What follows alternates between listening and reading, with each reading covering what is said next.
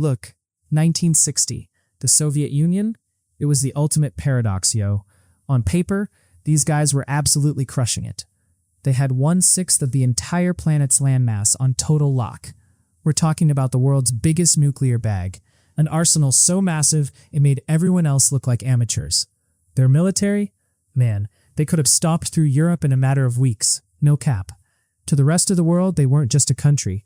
They were an unstoppable industrial G, a superpower built on nothing but straight iron and that hardcore ideology set. But just 3 decades later, the Titan, they didn't go down from a nuclear strike, no cap. It didn't lose another world war, for real. It simply ran out of cash. Bro, get this. While the West was bugging out over that red menace, the Kremlin was secretly pleading with Western banks for grain credits. Seriously, desperate. Making side deals just to keep its own citizens from starving. Imagine that. This isn't about tanks and missiles. This is the whole-ass story of how a superpower became a paper tiger. How a hidden financial collapse killed an entire empire before the first shot was ever fired. Chapter 1. The Golden Era, the Illusion of Wealth. Look, 1970s. The Soviet Union looked like an absolute economic miracle. Yo. Everybody thought they had the secret sauce. For real. The discovery of massive oil and gas fields in Western Siberia hit right when global oil shocks started rocking the whole map in 1973. Look, suddenly the Kremlin was absolutely drowning in petrodollars. We're talking about serious cash flow. Yo, this was the Soviet Union's calculated risk. They had a chance, right? But instead of reforming their trash, inefficient, state-run factories, they chose to live off the rent, just coasting on that easy black gold. They started trading oil for Western technology and, more importantly, for food. Pure easy mode. Look, they were a superpower on life support, straight up fueled by those high commodity prices. As long as oil stayed above $30 a barrel, the cracks in that command economy were totally under the radar. The system itself? It wasn't working. But the bank account? It was full, yo. For a hot minute, the Soviet Union locked down financial hegemony over the Eastern Bloc, basically subsidizing their whole crew just to keep that socialist dream on life support. But look, wealth built on a single commodity? That's just a house of cards. Pure trap. Chapter 2. The Catalyst, the Necessary Mistake. Look, every empire makes one decision that feels absolutely necessary in the moment, but proves totally fatal in the ledger, yo. We're talking about systemic collapse. This was the moment. For the USSR, that was Afghanistan. They thought it was a quick play, right? Wrong. Pure trap mode.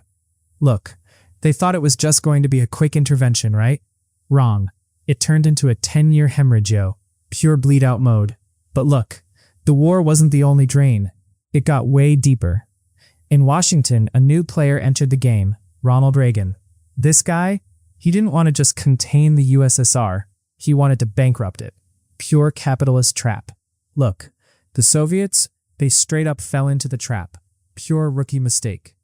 We're talking about military spending hitting 20% of their GDP. Imagine that. That's 4 times the rate of the United States. No cap. To fund this madness, they made their most desperate move yet. They stopped investing in their own infrastructure. Imagine that contrast. Just let the whole country crumble, bro. And then they started borrowing. Imagine that pivot. Secretly, from the very capitalist devils they claim to hate. Pure hypocrisy mode. Chapter 3. The Financial Bleeding, the Systemic Collapse. Look, by 1985, the perfect storm arrived. Pure chaos, yo. We're talking about oil prices hitting the deck. No cap. It didn't just dip, it collapsed. Imagine that. The Kremlin's primary source of hard currency, that pure, sweet crude, evaporated overnight. Gone. And then, Chernobyl happened, costing the state an estimated 18 billion rubles. Total mess mode. The Soviet Union, facing a catastrophic liquidity crisis. Imagine that contrast. To hide the truth from the public, they printed money. Hyperinflation followed. Imagine that pivot. The ruble, a joke. Internally, the state was bankrupt. Pure hypocrisy mode. To pay for grain imports, they started selling off their gold reserves, the nation's last safety net. Pure trap mode. By 1989, the debt to Western banks had reached $50 billion. Imagine that total. The Soviet Union wasn't a superpower anymore. It was a desperate debtor. We're talking about failing to even afford the electricity to keep the Berlin Wall lights on. Pure clown mode. Chapter 4. Power Shift. The creditor always wins. Look, in the real world of geopolitics, there's only one rule. The creditor always dictates the terms to the debtor. Period. As the Soviet Union's bank account hit absolute zero, its political leverage vanished. Poof. Gone. Get this, when Poland and Hungary started breaking away, everyone thought Gorbachev was going to send in the tanks, right? Wrong. Why? Because he was in the middle of negotiating a new multi-billion-dollar loan from West Germany. Imagine that. If he started a war, the cash flow stops. Dead. The entire empire was traded for credit. The power shift, it was absolute. The United States emerged as the sole global hegemon, no cap. But not because they had a better military. Wrong. It's because they had a more resilient financial architecture. Pure economic G. The Cold War, it didn't end with a bang on a battlefield.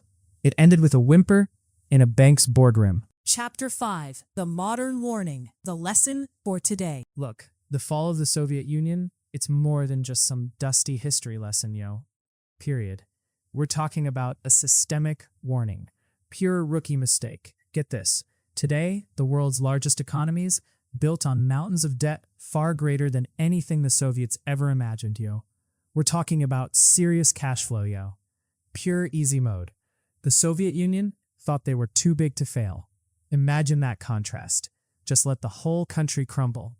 Bro, they believed their resources were infinite and their ideology was a shield. They straight up were wrong. Pure trap mode. History shows us that empires don't die when they lose their spirit. No cap.